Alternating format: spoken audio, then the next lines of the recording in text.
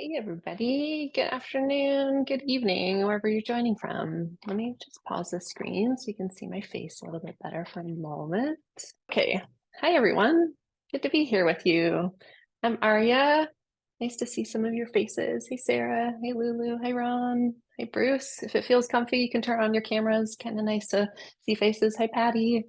Well, welcome. Thank you so much for being here today. And if you haven't already introduced yourself in the chat, would love to just know who's in the room. Where are you joining from? And can you share a word or two about how you're feeling about your current relationship structure? So I'll kick that off. I'm Aria Diana. I use she, her pronouns. I'm based in the East Bay of San Francisco, also known as unceded Ohlone territory.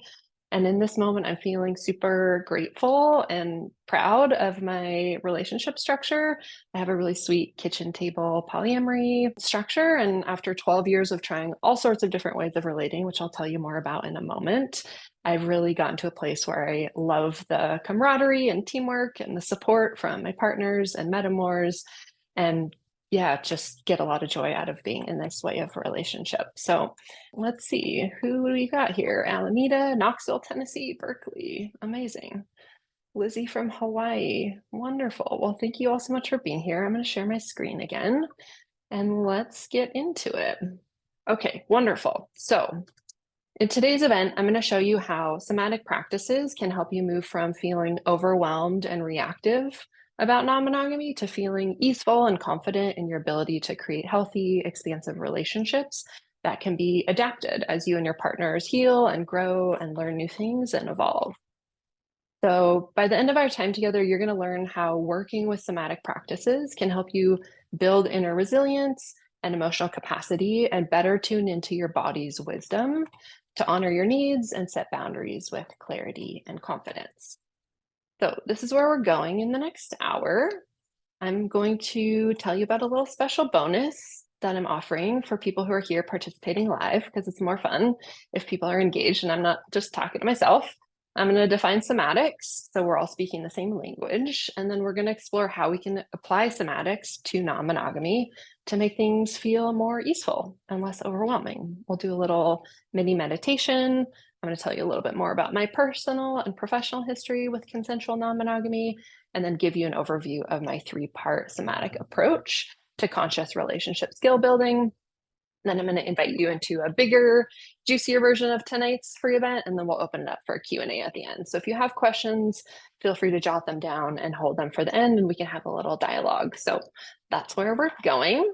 And as a special bonus, as a thank you for being here live and chatting with me and participating, I'm offering copies of this guidebook that I created to help you either create or strengthen your boundaries and agreements in 10 key areas to the three most engaged people in the room tonight. So engagement looks like sharing thoughtfully when you're invited to reflect and comment in the chat, and just generally getting involved here. I do want to note we have a zero tolerance policy for jerks. My chat moderator will bounce anyone who's not playing nice.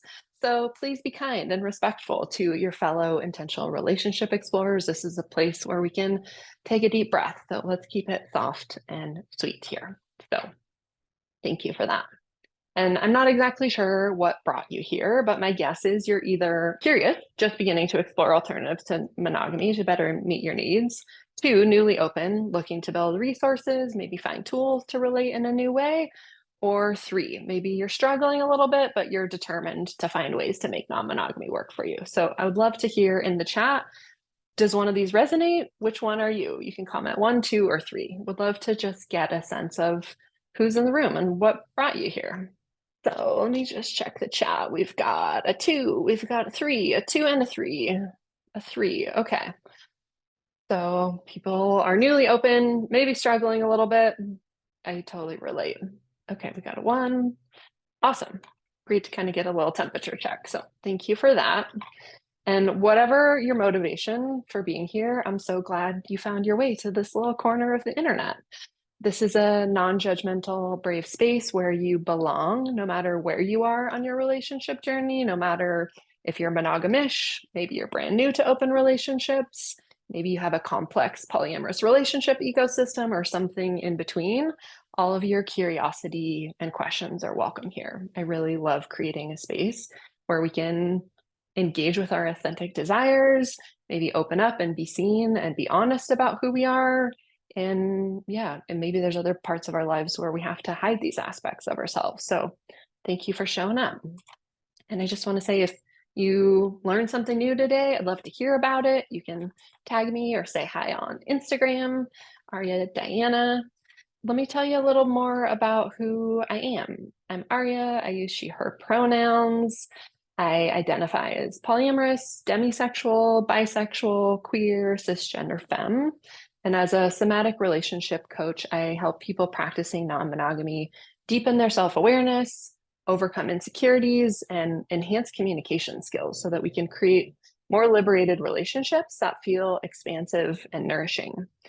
And my coaching practice draws on my own rich personal journey of more than a decade of polyamorous and non-normative relationship structures, combined with my professional training in somatics, communication, mindfulness, and trauma therapy to introduce you to practices that will help you more easily move through the sometimes disorienting, sometimes overwhelming and challenging aspects of non-monogamy.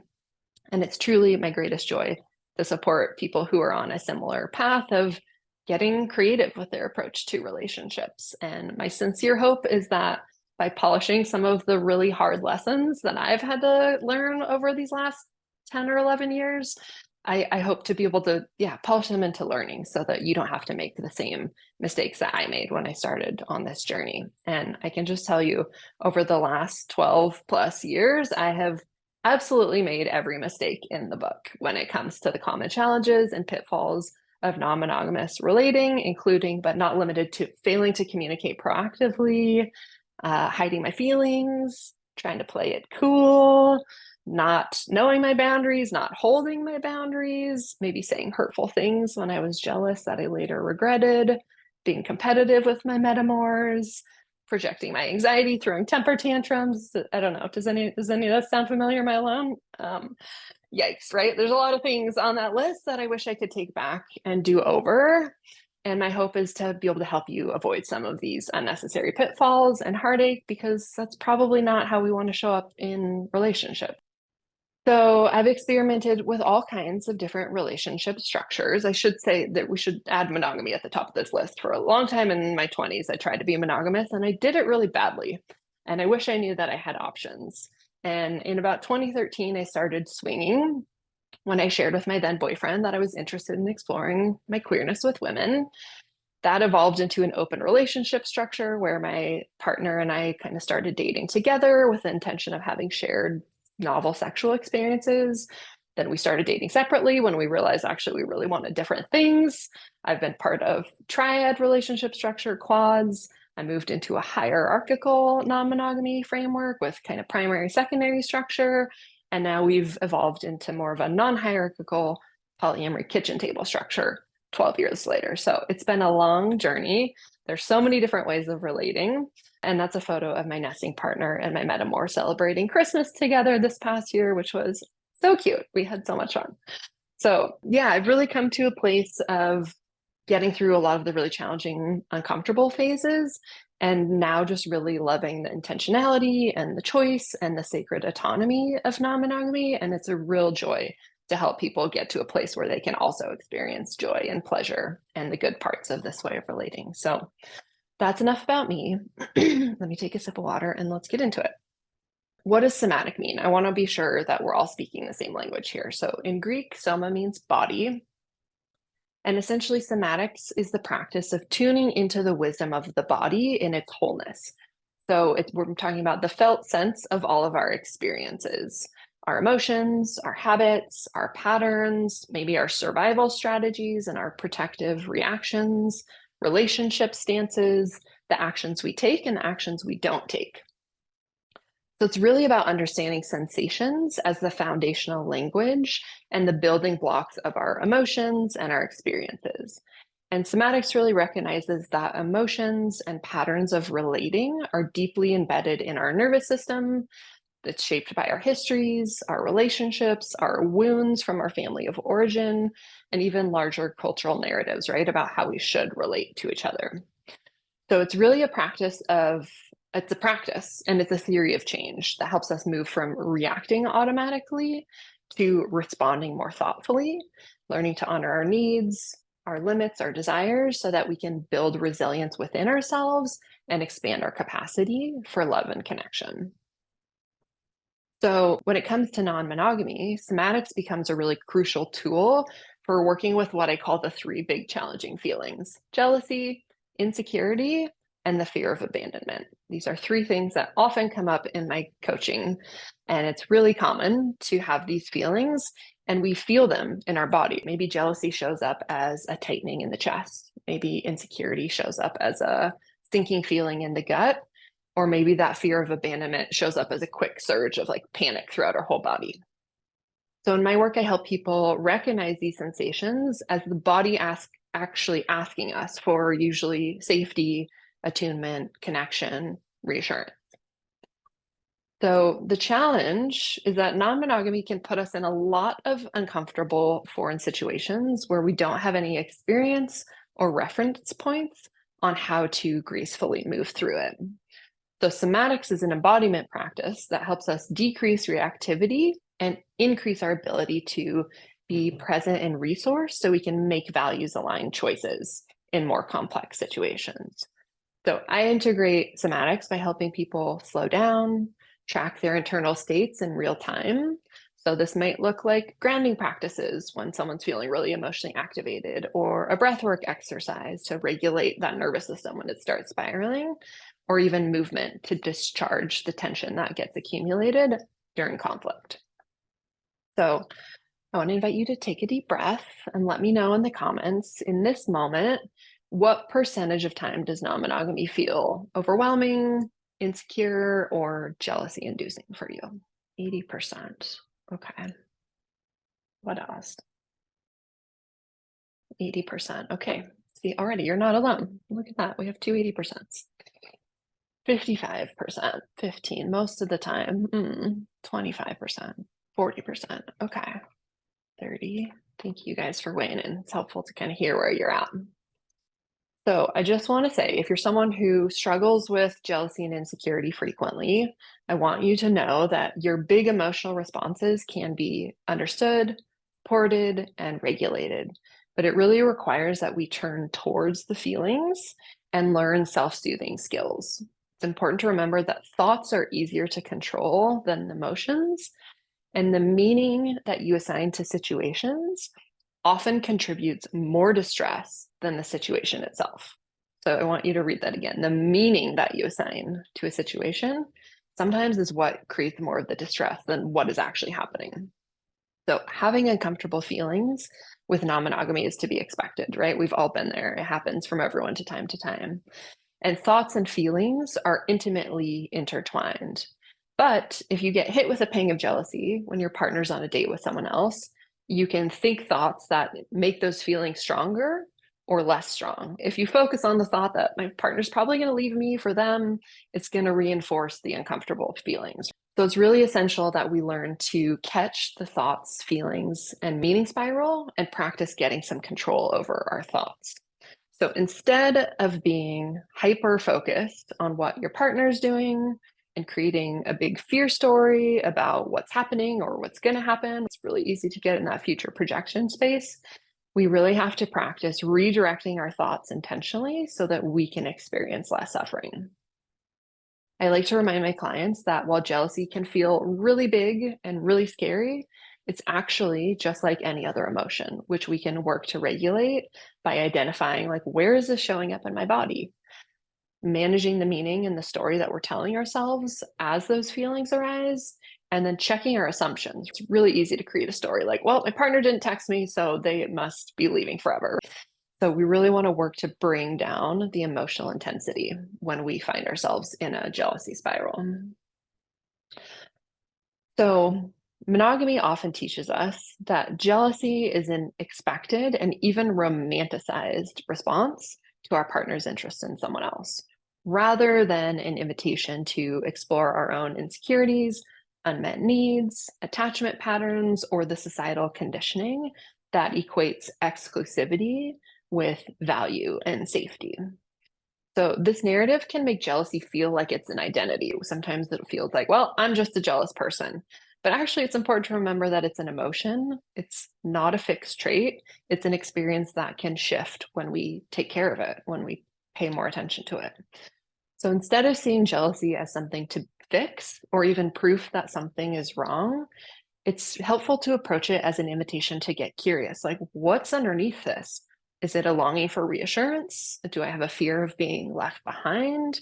Or do I need co-regulation or support from a partner? So when we can practice listening to our bodies with more compassion, we can respond to our needs in a way that fosters deeper trust, both with ourselves and in our relationship. This really takes intentional work and practice. But I really want you to think about your own emotional regulation project as a path that will lead you towards more liberation, happiness, and greater personal empowerment. The key word I think here is project. It's a project. Learning how to relate to our emotions and other people is not something that can happen overnight. It's not something that happens just by like watching a YouTube video. And I like to think of emotional regulation as an ongoing practice, not a fixed destination. So each time that you meet your jealousy with curiosity and care, you're rewiring your nervous system for safety, not scarcity. Monogamy teaches us to think about relationships as scarcity, as like a limited resource, but non-monogamy is really an invitation to start seeing the possibilities for connection everywhere. And I just want to say this project of emotional regulation is not something that you have to undergo alone. It's much easier when you have support. I'd love to help you and a community to share how we're feeling, to talk about our emotions. And it's really important to remember that you're not broken because you feel jealous. You're human. The goal isn't to eliminate jealousy, but to develop skills to navigate it more skillfully. So, if you're not interested in learning how to regulate your emotions, that's going to create relational challenges, not just in non monogamy, but in any connection. But non monogamy really tends to surface these challenges more vividly because it stretches the narratives that we've been taught about love and security and belonging.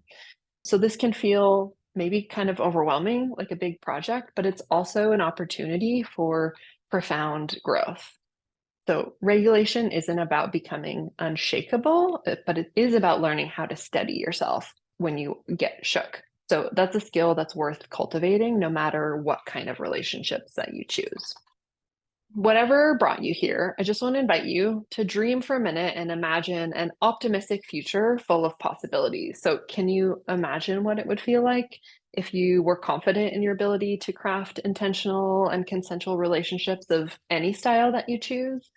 What if non-monogamy felt easeful, expansive, and nourishing like 90% of the time? That would be kind of amazing, right? Let me know in the comments if you're on board with this vision of developing the confidence and capacity to intentionally design a relationship structure of your dreams. And I just want to say that it is indeed possible to feel safe, supported, secure, and calm while you and or your partners have multiple loving sexual or emotionally intimate relationships simultaneously. If you find yourself in a place of wondering if it is possible or struggling a good portion of the time, I see you, people who mentioned 80% of the time you're having a hard time. I just want to invite you to take a minute to like really affirm for your heart what it might feel like to get to this place of confidence and empowered choice. For so long, when I was practicing non monogamy, I didn't fully believe this was possible. I didn't think it was possible to feel safe and secure without exclusivity. And it's really important to plant the seed of hope firmly in your brain and your body if you're going to deepen your practice of open relationships. So it can be really easy to fall into the trap of just like hyper focusing on the fear and what we don't want to happen and what we're afraid of. And I really challenge all of you to hold the vision of what your ideal future looks like and what you're moving towards, and then figure out what is the self work and what is the relational work that I need to get there. So it is possible, and I'm here to help you get to that dreamy place where it feels easy. Because I know without a doubt that there are a lot of different ways to do non monogamy that feel safe and abundant and loving and healing and connective and pleasurable. It's important that that we keep that in our mind. But to do it well really requires that we confront both deeply ingrained societal norms as well as our personal insecurities. Sustainable non-monogamous relationships, what I've seen, really require a commitment to personal and relational growth and healing and unlearning. So I will say it's not for the faint of heart, but it is so good when you break through that fear and you get to the other side and you start developing new skills so that you can thrive. So I want to invite you to practice a little somatic meditation to clear some conditioning around relationship expectations.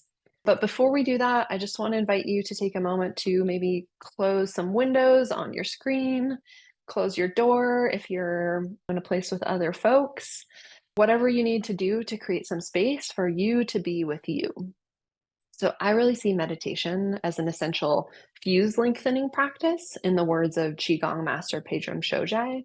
It's a way to help us build inner capacity to better manage the complexities of open relating. So before we can juggle complex relationships with multiple people simultaneously, it's essential that we're prioritizing a relationship with ourselves first and foremost. So show a hand if you have any kind of intentional meditation practice already, or are you guys carving out time and space to be with yourself? Star, I see a hand. Don, yeah. Awesome. That's beautiful. So important. Let's take a little moment here to get centered. I want to invite you just to anchor into your intention. Remember why you joined us here today. We'll be here for just about 7 minutes. And this is a meditation really designed to support you in connecting you with your true desires and needs as you explore non-monogamy. It's really an exercise that you can use whenever you're having trouble knowing what you want from a relationship or an experience. And before we begin, I just want to acknowledge that many of us have been taught to minimize our needs or even feel ashamed for having them. So if you were raised as a people pleaser like I was, you might believe that you're not supposed to have needs or desires of your own. Or maybe we internalize the cultural message that we should be selfless, we should prioritize other people's needs, and that disagreeing with others or speaking out about our needs is selfish or unnecessary. From a thematic perspective, these patterns can really manifest as either physical postures or tension in the body, learned as a way to protect ourselves and keep ourselves small. Even if these strategies no longer serve us, we need to consciously practice new ways of relating that honor our true adult selves and empower us to not only know our desires and needs, but then feel confident enough to speak them out loud, hopefully using language that is more likely to be received and met, so other people can help us meet those needs. So if you find yourself struggling to advocate for your needs or have clarity about what you truly want, this is a little practice for you. And the more that we are able to connect with our bodies and sensations, the better we can navigate this journey, because being in tune with what we feel and being able to communicate it clearly to others makes it more likely that we're able to feel nurtured and supported in our relationship. We also live in a culture that really encourages disconnection from our bodies. This like hyper focus on productivity means that often we blow past our capacity. A lot of us are living in states of burnout and exhaustion, which makes it really hard to show up as our best selves in relationships. And our bodies really need us to listen to their boundaries. So developing somatic awareness, or the ability to listen to and interpret the sensations in our bodies, is really crucial. So if it feels comfortable, I want to invite you to close your eyes or soften your gaze. And if you're driving, Yazzie, I see you behind the wheel, maybe keep your eyes open and you can come back to this later. So if it feels good, yeah, just close your eyes or soften your gaze and just turn your awareness inwards for a moment. Just notice how you're feeling in this moment. What's present? Are there temperatures that you're aware of? Tight spots? I'm going to invite you to feel your feet on the floor, feel your body being held by the chair beneath you. And for a moment, just turn your awareness to your breath. Let's begin to gently lengthen the inhales, long inhale through the nose. Nice big open mouth sigh, just letting go of your day. Do 2 more breaths like that. Big inhale, breathing in safety, and a nice big exhale, just releasing some of the stress of your day. One more, biggest breath of the day. Remembering that you're safe in this moment, there's nowhere to be, nothing to do, and a nice big exhale. So if it feels good, you can keep breathing in that way, just infusing your body with a sense of safety and relaxation on the inhale, releasing stress and tension on the exhale. And as you continue to breathe, I want to just invite you to soften your forehead, soften your jaw, your shoulders, soften your belly. Just check in with yourself. Bring to mind a situation that you're trying to figure out for yourself. Something not too overwhelming, something tangible. Maybe it relates to your expectations, boundaries, any relationship with self or others. And as you focus on this situation, just notice any noise or confusion that arises. If you hear a voice in your head telling you what you should or shouldn't do, try to briefly identify whose voice is that. And can you gently ask it to leave the room? Just imagine clearing away any external influences, family members, cultural stories, anything that's not yours. Just energetically remove anything or anyone that feels loud or demanding.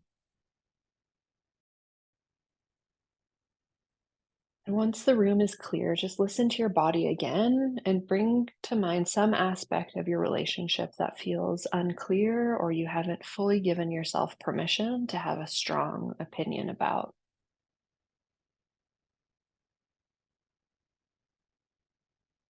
Asking yourself here, what do I want? What is my truth? What's my needs? What are my feelings?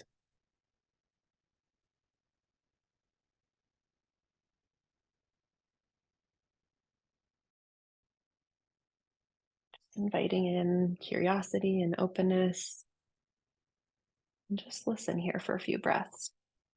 What arises when you create space for you to listen to you?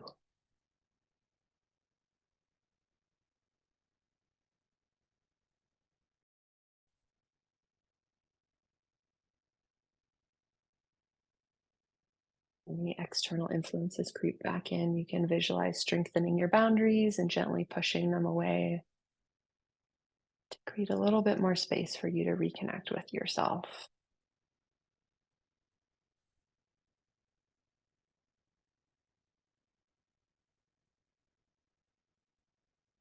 Be here for one more moment.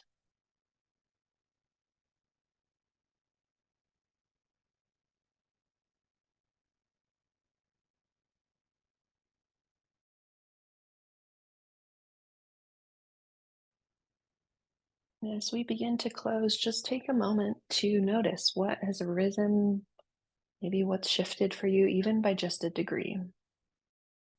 When you're ready, you can roll your shoulders, gently open your eyes, take a little stretch.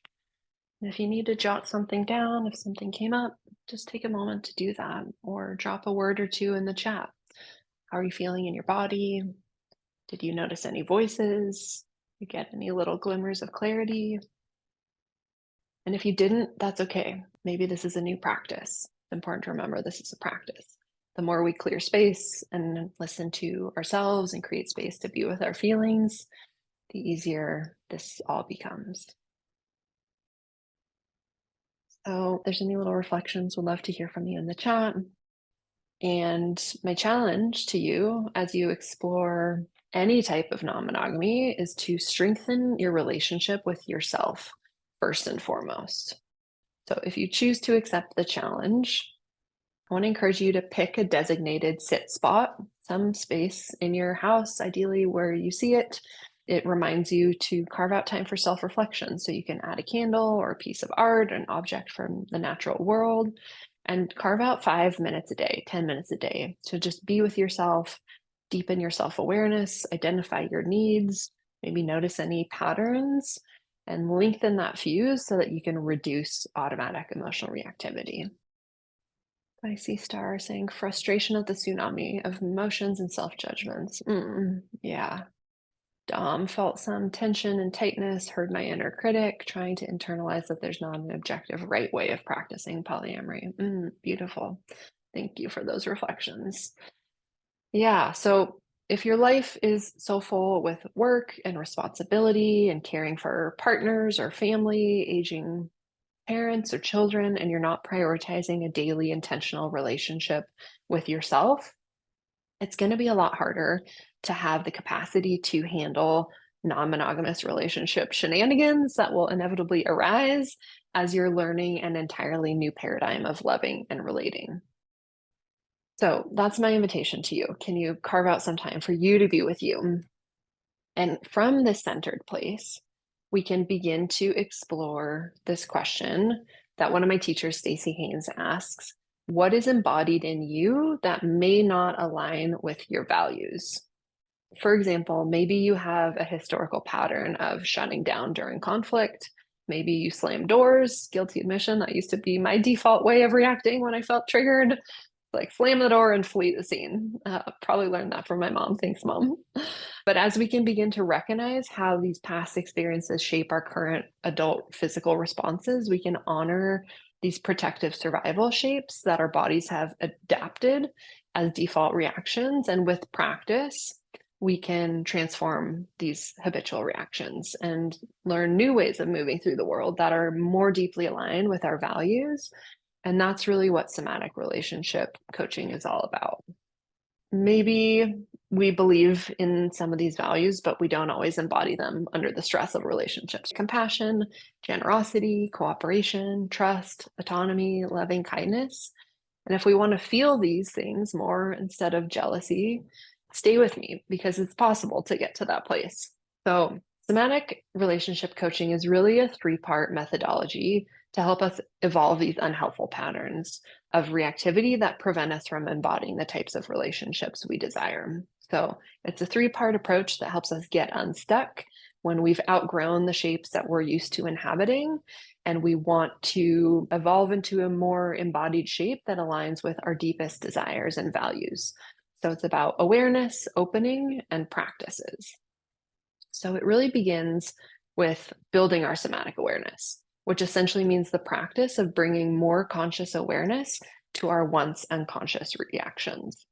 So maybe you feel a twisting in your gut or tightness in your heart when your partner gushes about someone new that they're dating. Your body's maybe trying to communicate an embodied fear of losing your partner's love.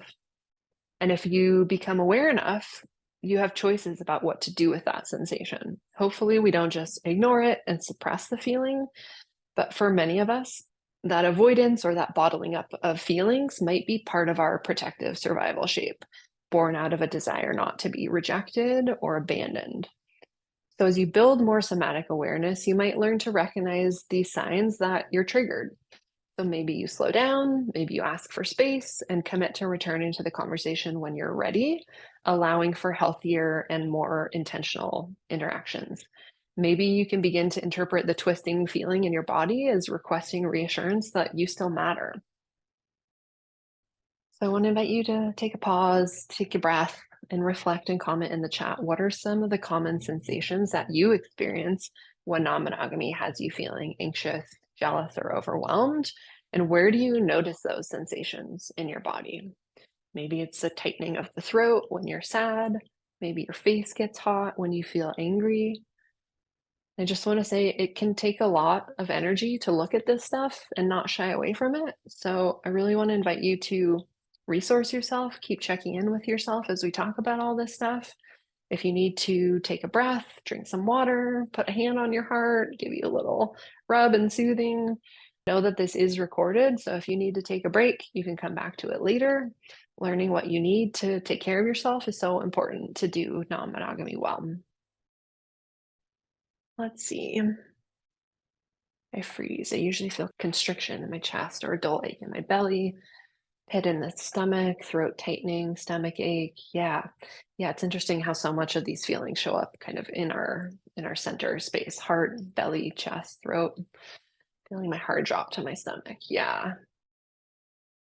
Weight on the shoulders. Yeah. So when we learn to bring more somatic awareness to these unconscious internal states and these embodied behaviors and sensations, we can really begin to start making more thoughtful choices about how we respond to triggering situations before we totally collapse into a state of total dysregulation, which is usually not how we want to show up in our relationships.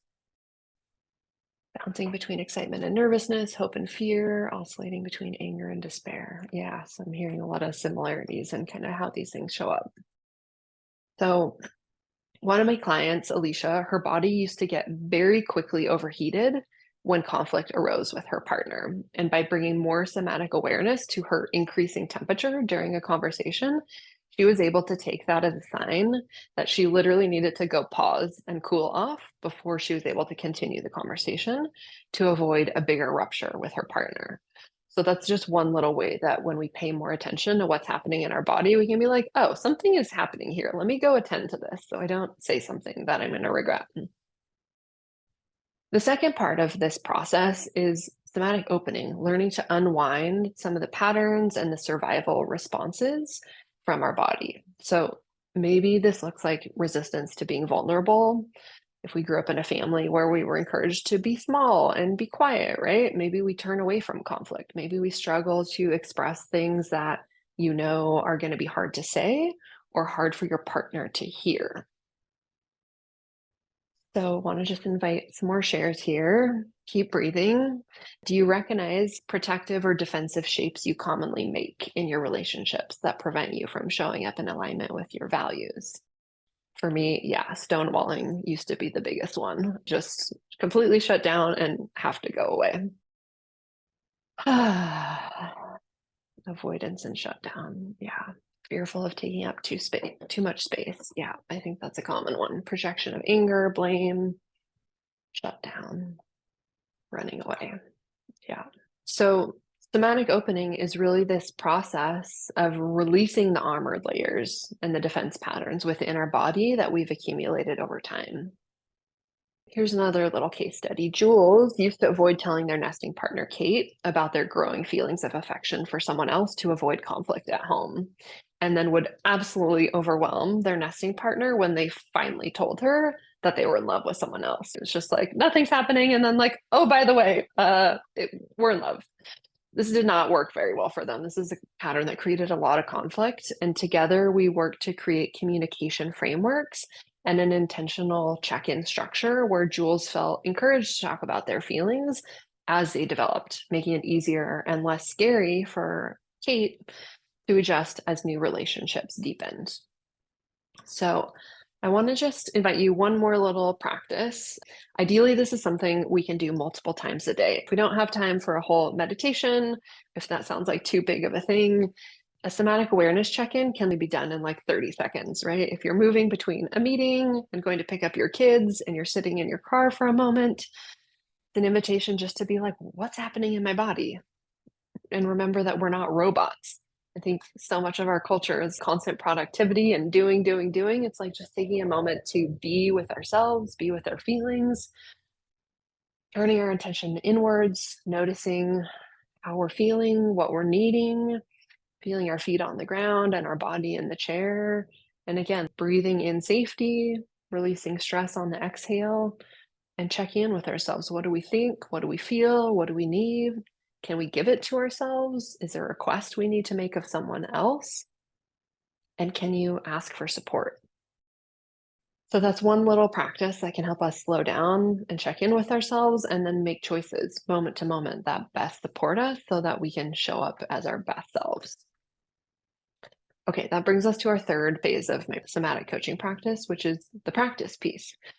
So we really want to find tools that help us embody more aligned shapes that we can relate.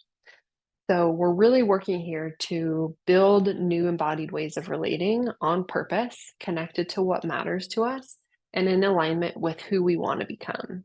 So that's why I encourage people to hold that vision of what you're moving towards. So maybe next time you feel the restriction of your breath when a partner says you did something that hurt their feelings, you can practice sitting with that discomfort and attuning to your partner's pain rather than becoming defensive or running away or denying their experience or invalidating their feelings. So this is really a practice that helps us expand our capacity so that we can hold the complexity of dating multiple people or being in multiple loving relationships simultaneously. So, final invitation here is just to pause and breathe and reflect on your own patterns. As you think about building new embodied ways of relating, what are you longing for in your relationships that you want to practice? Maybe this is feeling less anxiety when a partner's on a date with someone else. Maybe it's being able to say yes or no from a more centered place. Maybe it's the ability to proactively ask for what you want. Right? I saw a couple people in the chat saying it's hard to take up space. Maybe we want to feel safe and grounded, share joy in meeting both of our needs. Yeah. Feeling safe, secure, and supported, supporting my partner's desires, having compersion. Yeah. Those are all great goals. Connective synergy. That's a great way to put it. So here's another tiny case study. For Elle, non-monogamy primarily used to mean focusing on mitigating anxiety and her scarcity-based fears and recurring feelings of unworthiness. And with recurring practice of somatic tools, she really began to honor her vision for expansive, nourishing connections and was able to start cultivating more of a desire-based mindset, which helped her unlock more joy and pleasure for herself. She was finally able to look forward instead of looking over her shoulder in fear. Oh, I told you it was the last invitation to reflect. Here's another one. What will you stop doing in your relationships when you have more skills, tools, and frameworks to practice non-monogamy in a nourishing way? Are there patterns that you're like, oh, I really wish I could stop comparing myself to other people? Here's a couple things. Yeah. Clients have stopped comparing themselves to the other people their partners are dating, really learning to believe their own worth. Stop believing that I should feel shame about my desire for novelty in multiple sexual partners. I stopped playing it cool and I instead learned to ask for the care and reassurance I need to feel safe and seen. I stopped trying to push through tough conversations when my nervous system was on fire. What's true for you? What will you stop doing? Stop needing so much validation, non-judgment, non-blame, non-shame holding, being more open to relationships evolving. Stop eating when feeling satiated but nervous. Oh, yeah, nervous eating, been there. I will stop wanting to cling, stop projecting on my partner so that he doesn't feel free. Yeah, so many little patterns that can get in the way of us showing up the way we want. So, this is one of my favorite quotes from Adrienne Marie Brown, who's one of my favorite writers and facilitators and space holders. We become what we practice. So, my question is, are you actively and intentionally practicing bringing more somatic awareness into your non-monogamous relationships? What I have learned is that the most successful relationships really begin with a commitment to personal and relational growth, as well as developing the new skills that we need to relate in more expansive, complex ways, and a lot of unlearning of monogamous norms. So, in addition to practice, we also really need a strong purpose and a vision for change. So, it's really easy to default to those familiar protective survival patterns, the hypervigilance, distrust, avoidance, aggression, even if they no longer serve us. So, the soma, our body, will really not let us let go of an embodied pattern that has been protecting our safety if a better embodied option is not available. So, my goal is really to help coaching clients develop that embodied transformation so that your actions align with your vision and values, even under the pressure of a non exclusive relationship and a new relationship paradigm. So, what does your vision of easeful non monogamy look like? If you're willing, I'd love to invite you just to gently close your eyes for a moment and imagine future you. What are you dreaming about? What does this place look like and feel like? You can imagine that it's 3 months from now, 6 months from now, you're feeling excited and hopeful and confident about the new intentional relationship structures you're building. Notice how it feels to focus on the joy and the pleasure. You've bet on yourself. You didn't listen to your fear. You invested in creating new skills. You took a risk. So just take a moment to drop in the chat. What does that look like? Who's around you? How are you feeling? What are you doing? Let me know. What is your vision? Easeful, full of compersion. If you're committed to creating that future right now, I want to show you a couple next steps. So if you want to realize that vision, if you want to build the essential skills and norms and tools so that you can feel confident and calm and capable of practicing non-monogamy in a nourishing way, I want to invite you into my next group 12-week online coaching container. It's a space where fellow open-hearted community members come together to normalize alternative relationship structures, inspire you with their stories, and really provide a brave space to practice these new ways of relating. So Nourishing Non-Monogamy is my signature 12-week online group coaching program, and early bird enrollment is open now.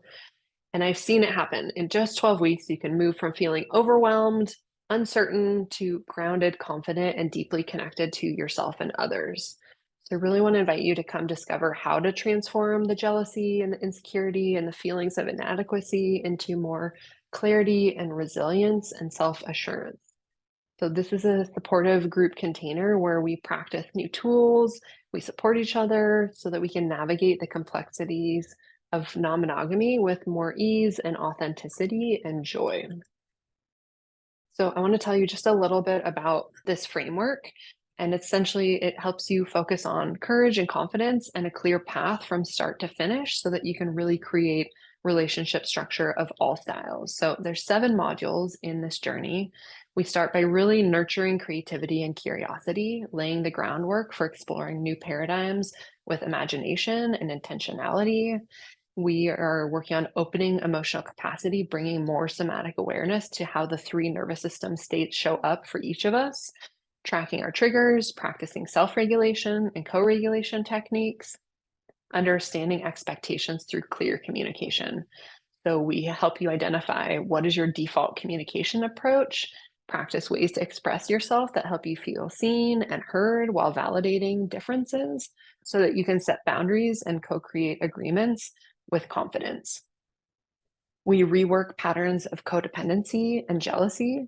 So it's really about shifting from enmeshment and that monogamous story of becoming one or finding someone to complete you and realizing that we're complete and whole on our own. And we work to shift that jealousy into opportunities for growth, intentional repair, and cultivating resilience. So here we work on tools for rebuilding trust and connection after conflict and rupture, and proactively strengthening relationships, building that strong foundation. Self-confidence, sex positivity, and secure connection. So we really want to embrace a positive, empowered approach to intimacy by bringing healing to the younger, scared parts of you so that you can show up as your most authentic self. And finally, healing and growing a healthy relationship ecosystem. We integrate everything you've learned into creating a thriving, sustainable ecosystem for any type of open relating. So here's what one person said. David, he was monogamish for about a year before the group started. The course and the group was great. Arya gave us so many tools and exercises to help with our relationships with others, ourselves, and our bodies. I highly recommend this, whatever your relationship preference or explorations. So we gather in community for a couple hours every Wednesday, late afternoon, early evening, depending on where you are, starting March 12th. And it's an online group journey that really gives you the roadmap to help you skip a lot of the overwhelm, the jealousy, the insecurity, and the disorientation, and move more quickly to the fun, juicy, joyful parts of non-monogamy and polyamory. So what does it cost? So usually 25 hours of my coaching at $180 an hour is $4,500. With the bonus content and the chat support for 12 weeks is another $700. So the total course value is $5,200. But I really want to empower you with all of the skills and tools that I so desperately needed at the beginning of my own journey. And I want this information to be accessible. So the 12-week program cost is $19.97 with lifetime access to the entire program. And to make it even more accessible, I offer payment plans, 5 payments of $419. And if you register before February 10th, which is next Monday, you can unlock the early bird pricing to save $200. So it's a single payment of $17.97 or 5 payments of $379. So if you are ready to say yes, if this sounds like what you need, my chat mod will be dropping a link in the chat where you can fill out a form to request a spot. There are limited seats to keep this experience intimate. So if this is calling to you, I really invite you to look at the form and see if it's something that you're ready for.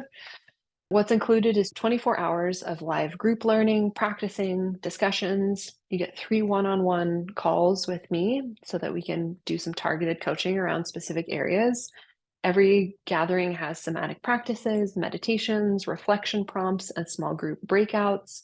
There's 2 live, kind of larger somatic practices where you're laying down and we do breath work and parts work healing experiences. There's community support and a chat space for dialogue between calls so that you can really feel held in this robust community.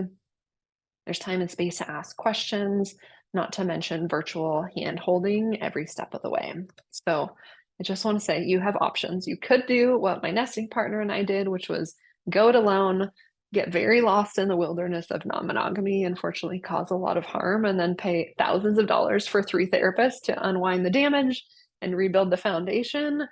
And I'm really hoping you haven't already found yourself in this place, but I know that unfortunately this is a starting point for many of us. And it can really be disorienting and so uncomfortable. So in an ideal world, you skip a lot of that pain and heartbreak and proactively join a community where we're entering brave new territory together. You have your troop and a certified field guide who knows the terrain and will point out the dangers and new possibilities that maybe you haven't even considered yet to help you grow and evolve into this new paradigm with more easefulness. So we all commit to confidentiality protocols and we agree to create a safe, non-judgmental space so that we can go deep and share the vulnerable parts of ourselves that maybe we keep hidden from the rest of the world. It is such a sweet feeling to be welcomed and find that belonging with other open-hearted community members where we can share our experiences and offer and receive support. So here's a little testimonial from Lucy, who is in the spring cohort. She identified as queer, non-monogamous, open, and polycurious when we began. This course delivered exactly what I was hoping it would, and then some. I got clear on what it is I am seeking from my relationship structures, my own needs for feeling safe in a connection, confidence to assert those needs, and tools for conversation and navigating conflict. I feel so much more comfortable in my non-monogamous journey and more capable of navigating inevitable road bumps as they arise.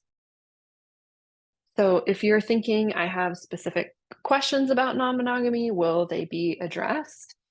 As part of the program, everyone gets 3 one-on-one calls with me, so you do have that dedicated time and space for personalized coaching. Again, this is why the space in the program is limited. It's really first come, first serve. And in addition to the one-on-one support you receive in the program, I'm also offering a free bonus. If you complete the onboarding form tonight before 6 p.m., which is an hour from now, you can submit your most vulnerable questions in the onboarding form, and I will write you a custom Q&A essay before the program even begins, published anonymously on my weekly Substack newsletter, aryadiana.substack.com. You also get 12 weeks of premium access to my newsletter, where you can find over 50 premium articles to support your journey, other tips and advice for people in a similar place. At the end of the spring 2024 cohort, Allison said, I feel so much more confident and capable after completing this course, and it's an exciting journey, and I'm so much clearer about my limits and desires. You might also be thinking, what if I decide non-monogamy isn't actually right for me? Maybe I go back to monogamy. What you'll learn in this program will really enhance any relationship type. So Alicia said the tools and insights I've gained from this program are so versatile. They can really enhance any type of relationship, not just non-monogamous ones. These experiences have been invaluable and greatly contributed to my personal growth.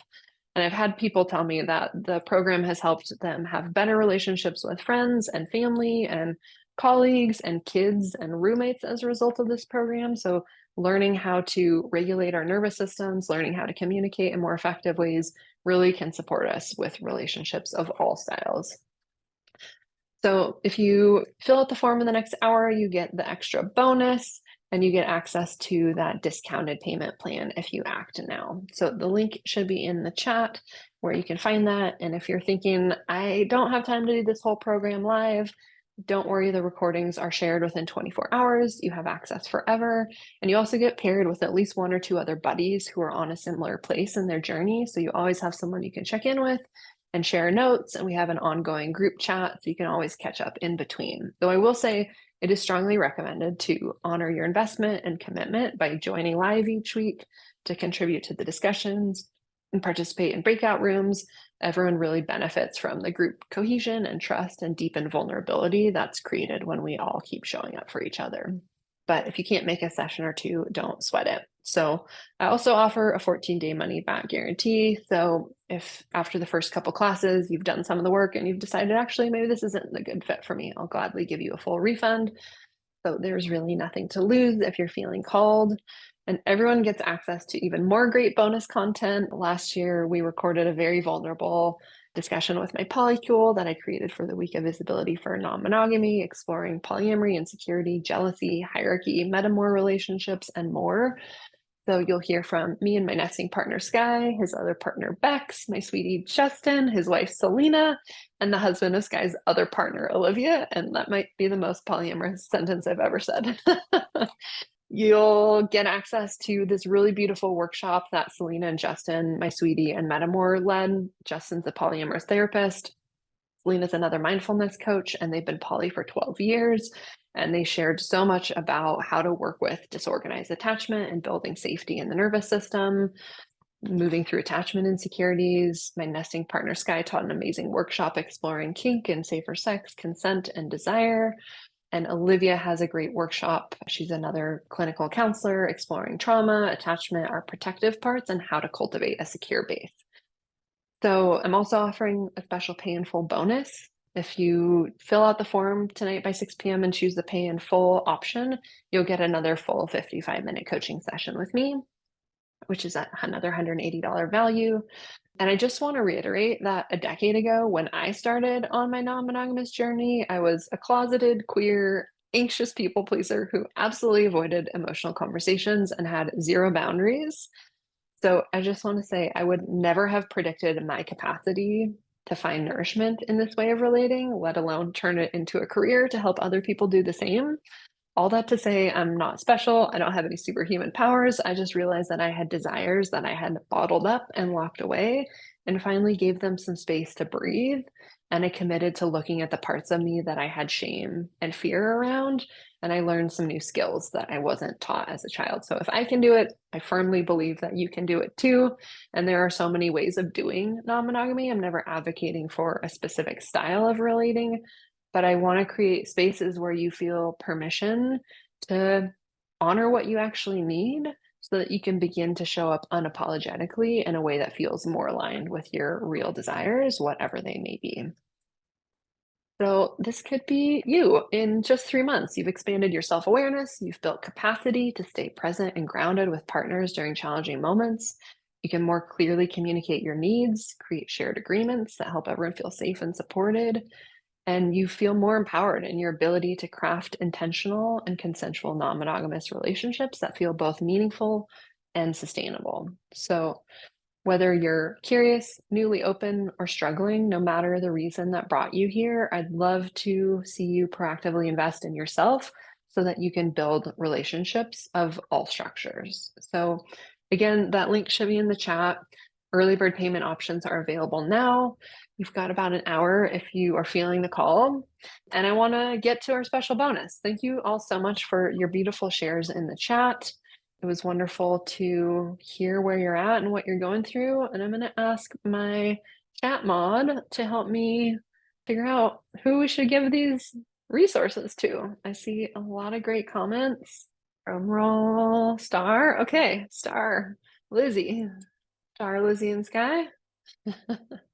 All right, Sky, Star, and Lizzie. So if you want to shoot me an email, Aria, Diana, to claim your free resource, I'll send you over this workbook, 100 questions. And let's see, we're going to open it up for questions now. So if the questions arose as you listen tonight, feel free to drop in the chat, or if you want to raise your hand, we can get you unmuted. Happy to chat about anything that came up. And also, oh, Star, yeah, go ahead. Let's get you unmuted. Yeah, there it is. Okay, hi. Hi, thank you. My question is, I tend to get into overwhelm really quickly. And so if there's any suggestions on communicating the need for that pause or that need to go internal, Yeah. sometimes be read as shutting down or avoidant.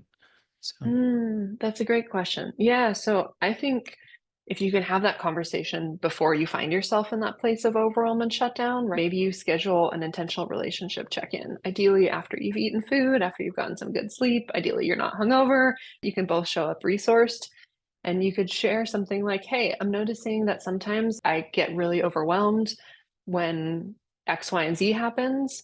And what I've noticed is that it would be really helpful if I can have some time and space in that moment to take care of myself, go take a breath, go walk around the block, maybe splash some water on my face, figure out what it is that you need to help you come back and feel calm. I like to create what I call a microscript.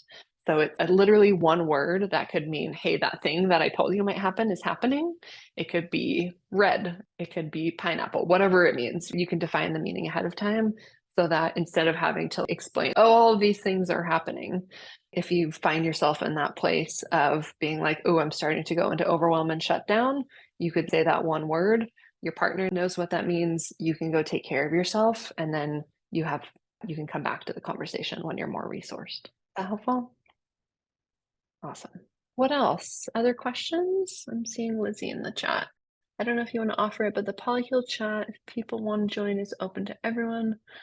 Don't want to promote anything here. Oh yeah, Lizzie. Hi. Okay, cool. Yeah, so there's a WhatsApp community that Lizzie runs that people are welcome to join, which is another space to share resources. You're very welcome to drop the link, Lizzie, in the chat if you'd like. Any other things coming up that you're hoping to chat about? All right. Oh, Sky, how do I claim the gift? Yeah, you can email me at aria@ariadiana.com. Or let's see, chat mod, can you just write down the name so that we can follow up? I should have your email addresses. I can reach out to you as well. All right, friends. Well, I'm going to just leave this slide up with kind of the key details of the program, the dates, when we're meeting, another little testimonial from our fall cohort. There's a bunch of links in the chat that the chat moderator just dropped, places to get to the onboarding form. You can look at all of the details of the program. There's a link to book a call with me. And for the 3 winners who receive the special bonus, you can email me to claim your free resources.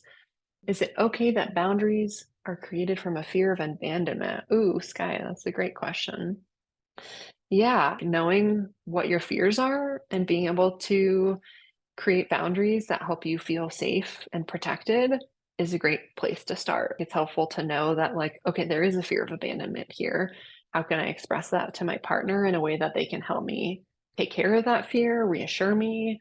Ideally, we want to create relationship structures where we're able to soothe some of that ourselves, and we're able to ask our partner, like, hey, that old fear is coming up. Can you help me support this? Can you be in this with me? And ideally, then over time, our boundaries can evolve as we grow, as we begin to feel more safe, as we begin to know that maybe our partner's not going to abandon us. Maybe that's an old childhood wound that we can heal and evolve. And agreements are designed to be flexible. I think it's helpful to not think of them as like a fixed thing, like this is the rule forever. It's like, all right, in this moment, this is what I'm needing, and let's try it out for a few weeks and come back to it. Yeah, Jay says, I was actually going to suggest a group chat with folks who are already into it, but if there is already a WhatsApp group, that is great. Please do share. Yeah. Thanks, Lizzie. Appreciate that share. Yeah, it's nice to have a community. So, all right, friends. Well, I'm going to say goodbye. I'm going to play a song, give you a little bit of time and space just to click those links in the chat. If you want to reach out, would love to chat one-on-one with you. So appreciate you being here, and really kudos to all of you for being willing to experiment and explore with different ways of relating. If I can be a support for you in any way, I would love to. So take good care and good night. Bye, everybody.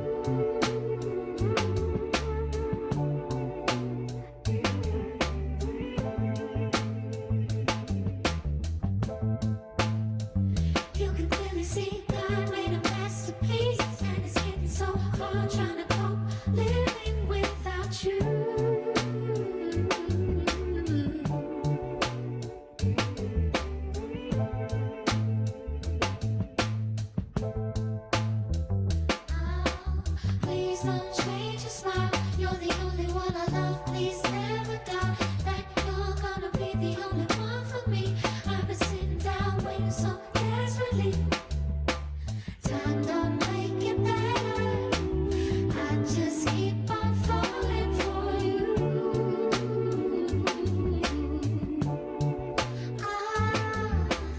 We change like the weather, I just can't keep waiting on you. You can really see God made a masterpiece, and it's getting so hard trying to cope, breathing without you.